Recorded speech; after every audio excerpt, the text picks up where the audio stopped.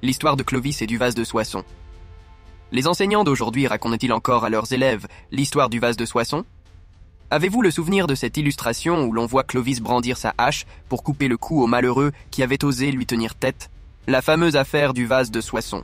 À l'école, je ne pense pas que notre instituteur nous ait précisé que cet événement ne fut consigné par écrit qu'un siècle après les faits dans la fameuse Histoire des Francs, écrite en latin, de Grégoire de Tours.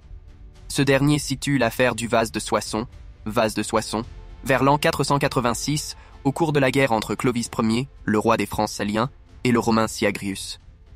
En ce temps-là, écrit Grégoire, beaucoup d'églises furent pillées par l'armée de Clovis parce qu'il était encore enfoncé dans les erreurs du fanatisme. Après la prise de Soissons, sa capitale. Ces soldats pillèrent une église du diocèse. L'évêque demanda alors à Clovis la restitution d'un vase liturgique de grande valeur. La coutume de ce temps voulait que le partage du butin soit tiré au sort entre les très valeureux guerriers. Clovis leur demanda de lui restituer ce vase en plus de la part du trésor de guerre qui lui revenait.